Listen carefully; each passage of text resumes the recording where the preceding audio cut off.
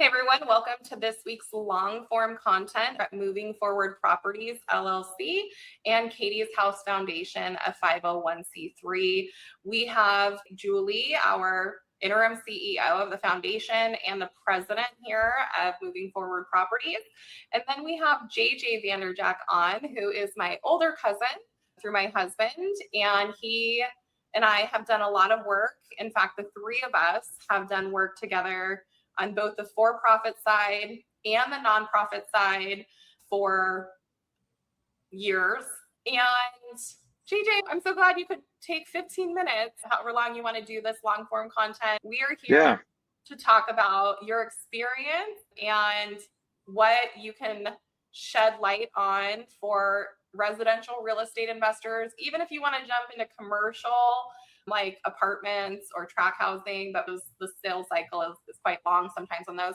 And then people who want to get into brokering private money or being an employee direct lending, please introduce yourself and your background for maybe the next couple minutes, and then we can do some Q&A if that's okay. Okay, yeah, glad to be here. My long-term background has been commercial construction, been involved in finished carpentry, and have been on many job sites and worn many hard hats and been in many meetings on these big job sites. About 2019, I got into doing some investing with family. We primarily focused on the Birmingham market. I was out there quite a bit. I lived there for a time, and then when I moved away, I still went back and visited. We did fix and flip. We worked a lot with some JV partners, so I really got to know how to work with other people, some strategic partners, and then we ended up with a whole bunch of rentals. Unfortunately, we had some family circumstances that kind of led to us breaking away from doing that. I still have rental properties there, still love the community, but I gained a lot of experience. And then that dovetailed to me getting into working with Moving Forward Properties and helping people with loans. Basically, I switched sides. I was on one side of the table asking for loans a few years ago, and now I'm on the other side of the table helping people to get loans. It's been quite a journey for me. I've learned a lot, and I feel like I've got a much better handle on things than when I really started about a year ago. I think I have a really good grasp on the residential market, 1 to 4 units for investment properties. So I'm happy to be here and share whatever knowledge I've gained in that time.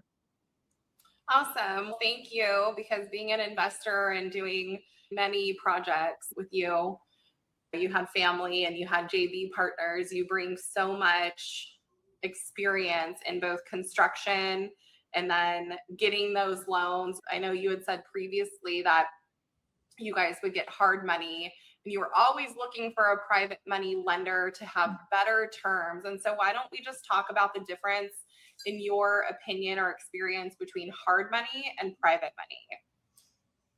Hard money is private money in a lot of ways, but hard money is basically the lenders add a lot of risk because they're putting their money out there. Sometimes the interest rates can be high. I like the term private money, and I work with a lot of people who just had funds, even though the terms were oftentimes the same. It just had to do with the relationship. That to me is what this business is about, is building relationships.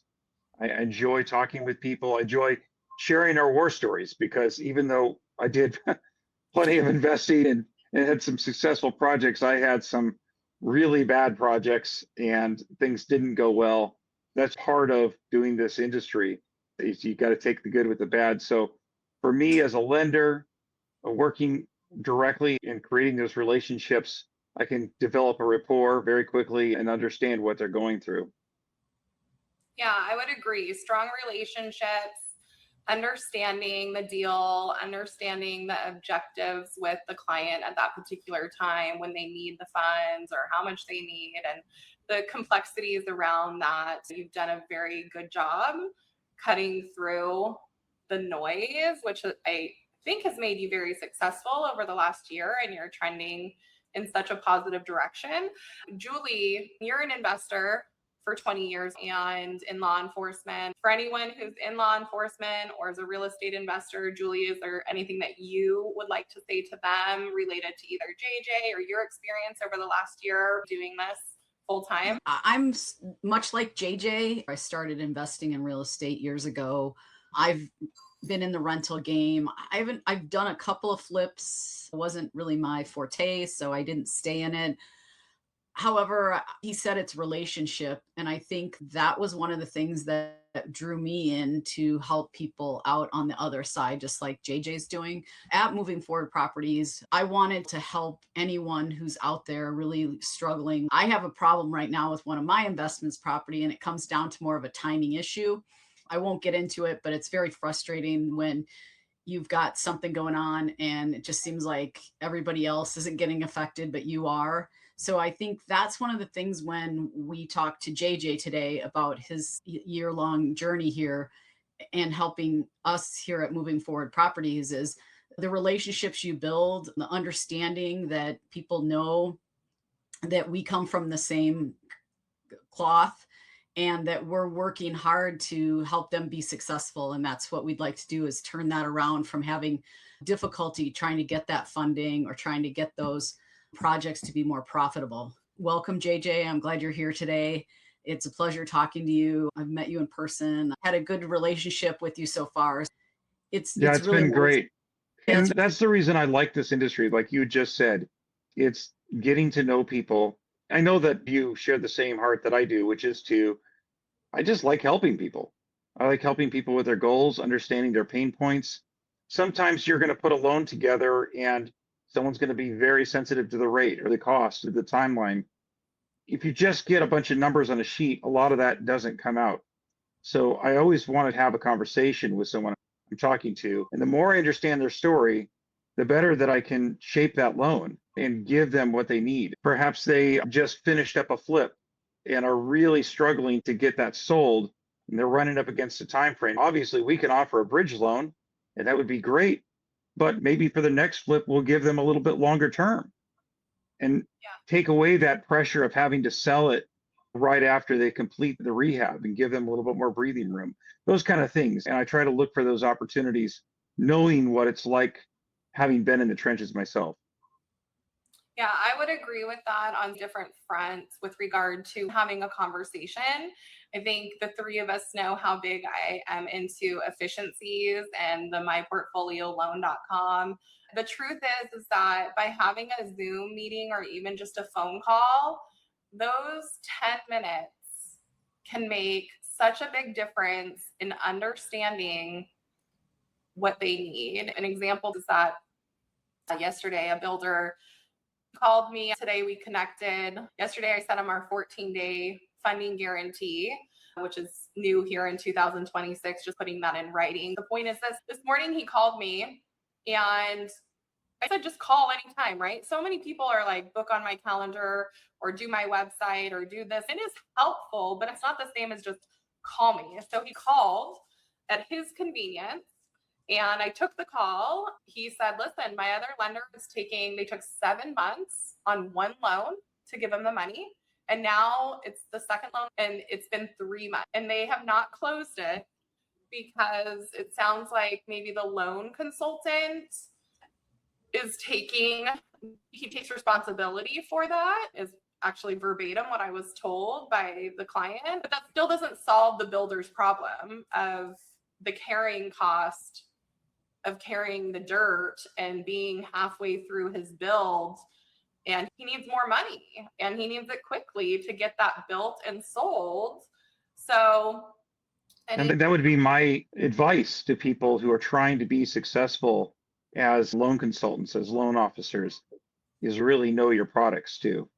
Really know what are the right questions to ask to make sure that when you start to input that loan, get it into the system, that you're not having to deal with a bunch of things you should have already known going into the loan. There's a lot of things you can basically pre-underwrite the loan yourself, knowing the parameters of the product. I've learned to ask the hard questions for rehab loans, for ground up loans. Track record is key. I've had many conversations with the same builders, and we didn't have the track record conversation till the end. Then realize this person is not going to qualify, or they're not going to qualify for what they'd hoped for.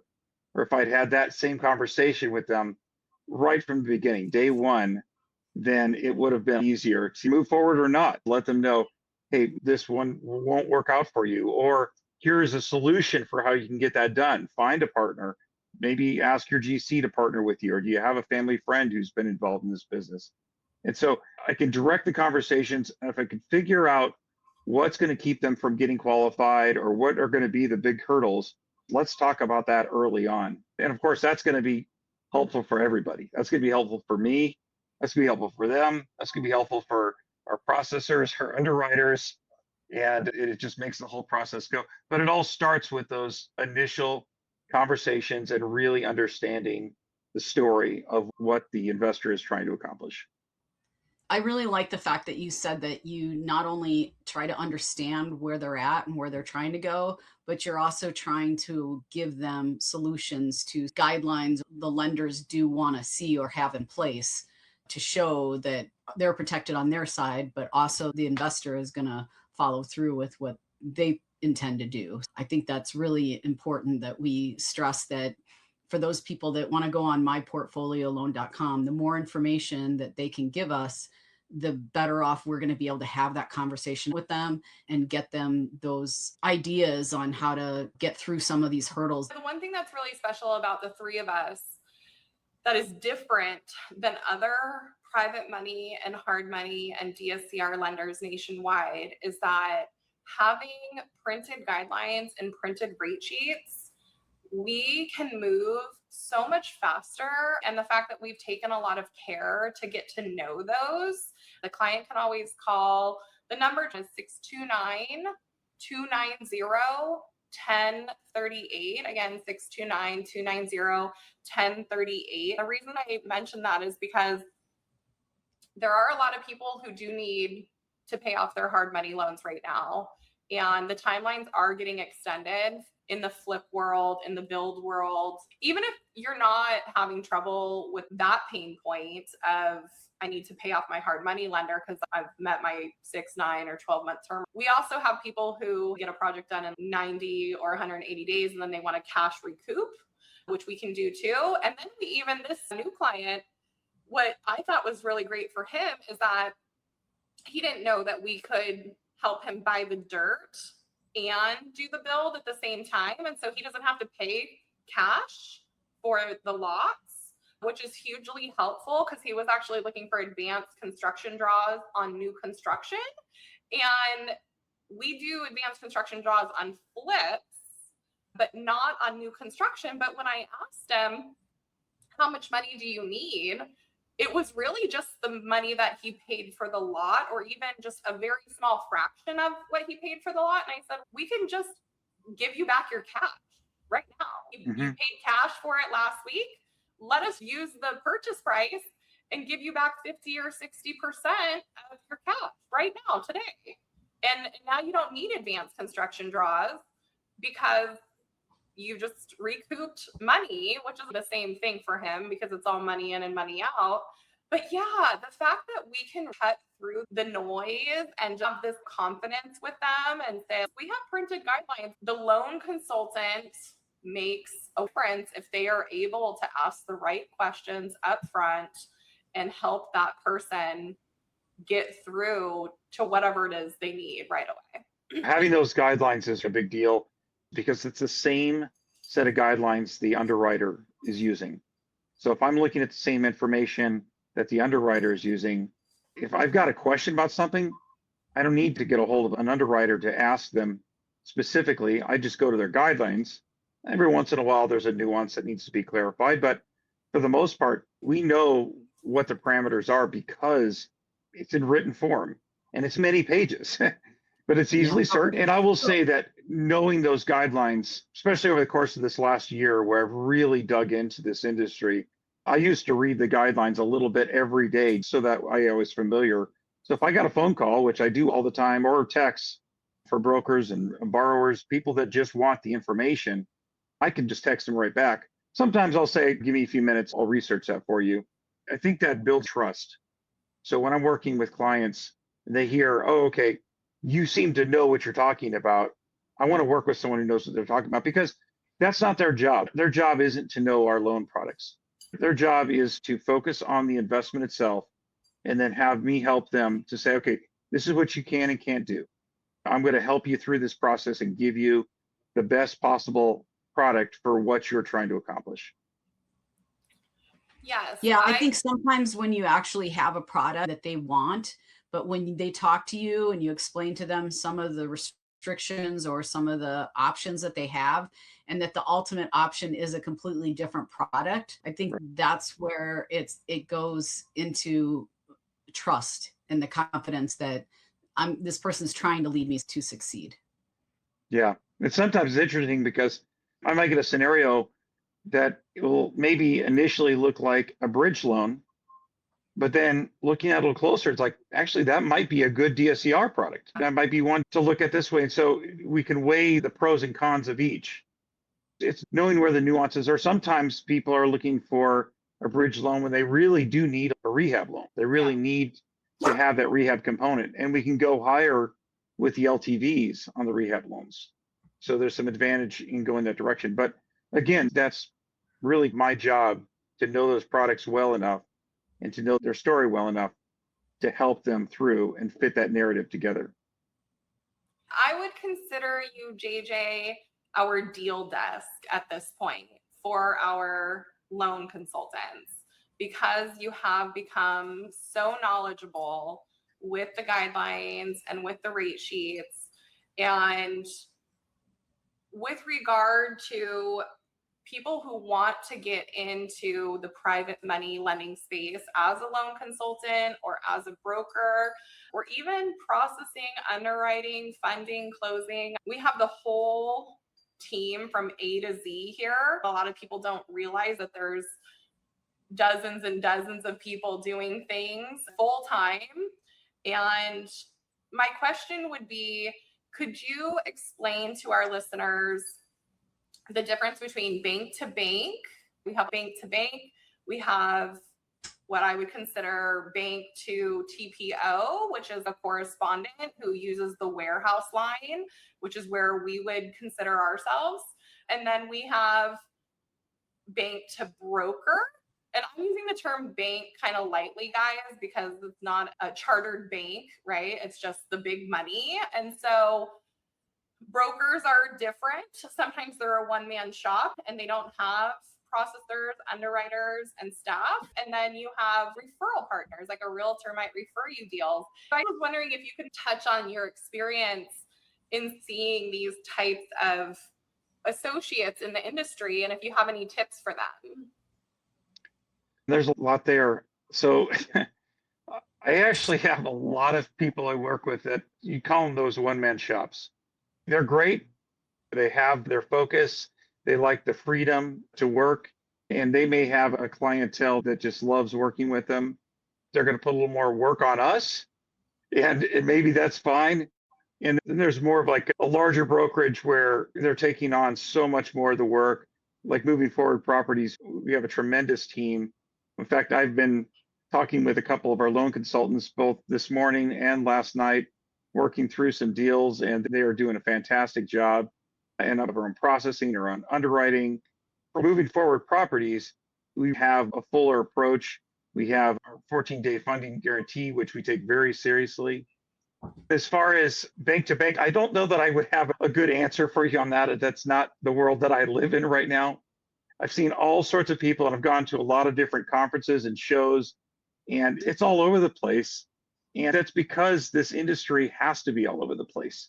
We have to be able to work with small investors, new investors, experienced investors, and huge investors. It's hard for one shop to deal with all of those, to help them all in the same way. So it has to do with the clientele basis. There's a reason that we all exist the way that we do. I'm excited to be a part and share this little slice that I have. In the last year that you've really dug in to lending private money, hard money, and DSCR, do you have one thing that comes to mind that is a big takeaway for you? I have something that comes to mind when I think of the amount of effort that you put in, but what about for you that you might say that you worked on over the last year to become successful? Because some people don't don't last 1 year. I guess that's really the thing, private money lending, and they don't last 1 year. So why do you think you lasted? I've seen a lot of people come and go in the last year. That is true. I'd have a few things I would say. Mentioned one of them earlier was just getting to know the products, knowing them like the back of your hand. I put a lot of effort into understanding them, knowing why they were written the way they were. There's a lot of logic built into it, but not at face value. Sometimes you really have to understand because it's always based on taking on risk. That's what lending is. It's taking on risk. So understanding why the guidelines are written the way that they were, what the authors had in mind as they were being written, have found a lot of value. And I know you both went out to Nashville for the same reason. Getting out and shaking hands with people and talking to them, exchanging cards, exchanging stories. I don't even know how many conferences I've been to in the last year, probably about one a month. And I've got 4 more set up for this year. I have found the best value in just being able to talk to people. I think that there's a lot of trust that's built when you can look someone in the eye and just knowing what they're involved in, that slice of the market they're involved in, whether they're working with other investors or whether they're an investor directly. Knowing the products is important and relating it is important, but it's constantly being in people's lives, understanding I'm here when you're ready. I'm here to help. You may not have a deal today, and I get that, but understand, hey, I'm the person you want to come to. Even if you're just trying to bounce some numbers off me, to understand if this is going to be a deal that works for you. I do a lot of follow up with people and checking in to see how things are going. I care about a lot of these people that I've gotten to know over time. Other people are more business direct or business relationship, but others, we know a little bit more of our stories. That's the approach I've taken, is the relational approach. I think that's worked out pretty well for me. Yeah, I would agree with that. Julie, do you want to add anything with regard to what JJ is touching on?